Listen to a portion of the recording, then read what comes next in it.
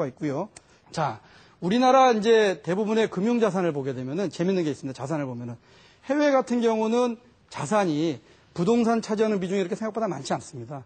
금융자산 부분이 많으시거든요. 금융자산 중에서도 주식이라든가 채권 같은 게 많은데 우리나라는 부동산 자산이 많고요.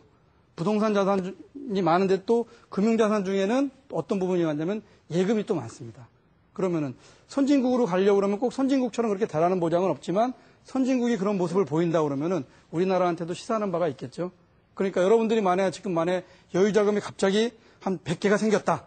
그러면은 옛날하고 똑같이 부동산을 7, 80개 오고 나머지 금융자산을 20, 30개 할 필요가 있을까요?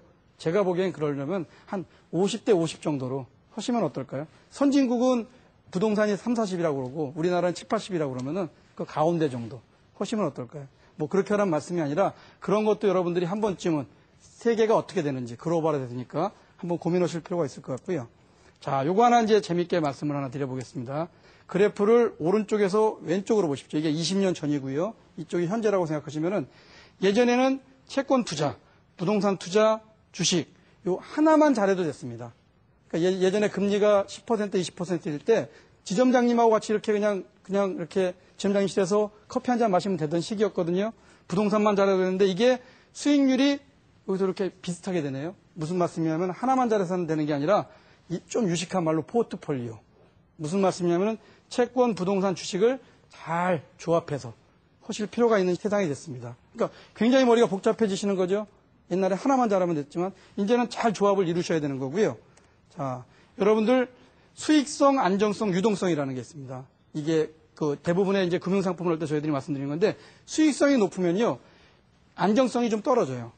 유동성은 뭐냐면 언제든지 내가 현금화할 수 있는 거. 그것도 떨어집니다. 서로 상반관계가 있어요. 안정성이 높다. 그럼 어떻게 될까요? 수익성은 떨어지고 유동성도 좀 떨어지겠죠. 그러면 내가 어떤 거에 목표로 해서 투자를 할 건가? 난 수익성이 최고 우선이야. 그럼 이 두 부분을 포기하셔야 되겠죠. 세 마리 토끼를 다 잡을 수는 없습니다. 동시에. 물론 가끔 그럴 경우도 있지만 대개는 없기 때문에 내가 어떤 걸 추구할지 한번 생각하실 필요가 있고 이거 한번 보실까요? 기대수익도 크고 투자위험도 제일 큰 건 주식입니다.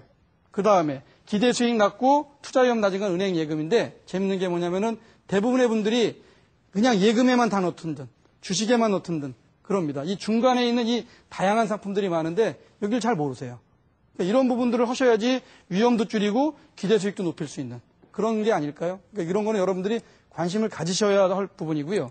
보험 참 힘들죠, 여러분들. 여러분들 제일 부탁드리고 싶은 거는 오늘 당장 여러분들이 가입한 보험이 몇 개인지 도대체 그게 뭔지 굉장히 숫자는 많은데 정말 필요한 보험에 이렇게 나눠져서 가입돼야 되는데 어떨 때 보면은 똑같은 보험을 잔뜩 가입한 경우가 많아요. 왜?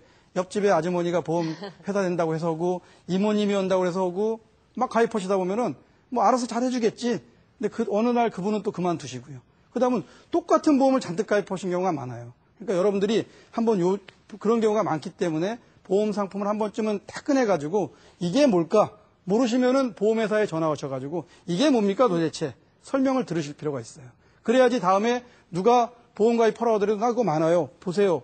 노 하실 수가 있죠. 그때 보험을 한번 여러분들이 정리하실 필요가 있고요. 자, 요거 이제 말씀드리려고 하면 뭐냐면은 여러분들이 어떤 금융상품을 투자하고 부동산을 투자할 때 제일 먼저 그거 하셨으면 좋겠어요. 어떤 그림을 그리는데 숲을 먼저 이렇게 그려놓은 다음에 나무를 그리는 분이 있고요. 어떤 분은 나무를 막 그리고 나중에 숲을 딱 보는 경우가 있거든요. 그럼 어떻게 될까요? 숲을 먼저 그리고 나무를 그린 분은 자기가 생각한 대로 이렇게 방향이 되는데 나무를 막 그린 분은 어느 날 딱 숲을 보면은 내가 의도한 게 전혀 아니에요. 그러니까 여러분들 그걸 생각하시면 돼요. 여러분들 지금부터라도 내가 생각하는 나의 재산의 어떤 포트폴리오를 어떻게 하면 좋을지 숲을 한번 그리시고 거기에 맞는 금융상품들의 나무를 하나하나 심으실 필요가 있어요. 그렇기 때문에 이게 이제 그 말씀인데 뭐 예를 들어서 이런 거겠죠. 내 투자 목적이 뭐냐? 내 재산 증식이다. 아니면 나 노후생활 대비다. 그런 거 한번 명확하게 하실 필요 있고요. 투자 기간을 언제로 하는 거야? 난 짧게 1년 이내로 하는 거야? 아니면 나는 중기로 하는 거야? 아니면 난 장기 3년 이상으로 하는 거야? 그런 것도 여러분들이 그 돈에 대한 목적을 생각하실 필요가 있고요. 투자 성향, 나는 안전한 사람이야? 나는 조금 공격적으로 할래? 이런 것들을 여러분들이 내 목적이 뭔지 한 번쯤 정리하셔가지고 그런 다음에 이런 큰 숲을 한번 그려보시는 거죠. 이게 숲입니다, 여러분들. 숲을 그리시는 게 뭐냐면은 나는 언제든지 현금화할 돈을 얼마 정도로 가져갈까? 나는 안전한데 투자할 걸 몇 퍼센트 할까? 나는 조금 위험한데 하더라도 기대 수익률이 높은 데를 몇 %로 올까를 숲을 그려놓으신 다음에 그 다음에 조금 더 자세하게 내가 월 100만 원 여유 자금이 있는데 그럼 어떻게 할까? 내가 주식과 관련된 상품에 조금 많이 투자하고 예금 상품에 조금 투자하고 아니면은 내가 지금 당장 여유 자금 3천만 원 있어. 또 마찬가지죠. 내가 채권과 관련된 상품에 몇 %, 내가 언제든지 현금화할 돈에 몇 %, 이런 걸 그려놓으신 다음에 두 번째로 숲을 조금 자세하게 그린 거죠. 그 다음에 어떻게 하시면 되겠습니까? 나무를 심으시면 되겠죠. 자, 이게 나무입니다, 여러분들. 아까 그렸던 그 숲에다가 예금에는 어디 뭐 저축은행 예금 아니면은 은행 특판 예금, 주식형은 주식은 하지 말라고 그랬지. 그럼 펀드를 하자. 펀드 들어가는 거고 그다음 요즘 뭐 이상한 것도 있대. 부동산 같은 것도 있네. 부동산 펀드. 그렇게 나무를 심으시는 겁니다. 근데 대개의 경우는 어떻게 하시죠? 반대로 하시는 경우가 많죠.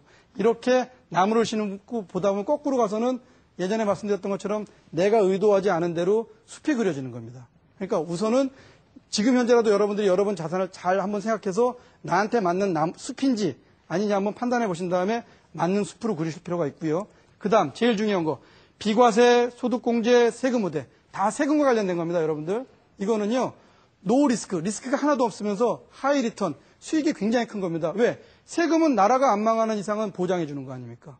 이런 것들은 여러분들이 꼭 관심을 갖고 가입하셔야죠. 비과세는 세금 안 내는 겁니다. 이자에. 소득공제는 소득에서 이 가입한 금액만큼 빼주니까 소득 금액이 적어지니까 세금 내는 기준인 소득 금액이 줄어드니까 세금 혜택 받는 거고요. 세금 우대는 아까 15점 몇 %라고 그랬죠. 이런 건 예를 들어서 15점 몇 %보다 그 세금이 더 낮은 겁니다. 그러니까 이런 것들은 여러분들이 세금 내시니까 당연히 하셔야죠. 세금만 내고 왜 여러분들이 그런 걸 안 하십니까? 하셔야 됩니다. 그러니까 이것도 남의 일이라고 생각하지 말고 비과세, 소득공제, 세금 우대 이런 거 관심 갖고 보실 필요가 있고요. MMF라는 게 있습니다. 여러분들. 이게 뭐냐면요. 은행 보통 예금보다 굉장히 이율이 높습니다. 물론 여기에 조금 위험은 있습니다. 이런 것도 여러분들이 여유자금으로 언제든지 돈을 수시로 입출금하실 때 MMF, MMDA 그런 것들이 있으니까 그런 거 금융기관 가서 창피하다 생각하지 마시고요. 물어보세요. 요즘은 굉장히 친절하니까 물어보시고 여러분들 걸 만들어서 여유자금을 갖다 이렇게 활용하실 필요가 있고요. 자, 부동산 펀드라는 것도 있습니다. 부동산에 투자하는데 목돈이 없기 때문에 조금씩 돈을 모아서 부동산에 사는 거예요, 대신. 선박, 똑같습니다. 돈을 모아서 선박에 사는 겁니다. 그런 게 선박 펀드니까 이런 건 돈 많은 사람들만 하는 거야? 그게 아닙니다, 여러분들. 여러분들 다 하실 수 있는 거니까 관심 가지시고요. 마지막으로 여러분들한테 제가 여태까지 말씀드렸던 거 한번 쭉 정리하면서 한번 말씀드릴게요. 은행 적금이 아닌 고수익 실적 배당 상품을 활용하자. 왜? 은행 예금에만 너무 신경 쓰지 마시고 다양한 투자 상품들 여러분이 관심 가지실 필요가 있고요. 두 번째, 정기적으로 투자하자. 정기적으로 꾸준하게 투자하라는 말씀이고요. 장기 투자하자. 너무 짧게 보지 마시죠. 부동산은 장기 투자하면서 왜 금융상품은 장기 투자 못 하시죠? 장기 투자하실 필요가 있고요. 자, 다음 중요한 거는 빨리 시작하자. 더 중요한 게 있습니다. 온 가족이 같이 하자. 온 가족이 같이 하실 필요가 있습니다. 예.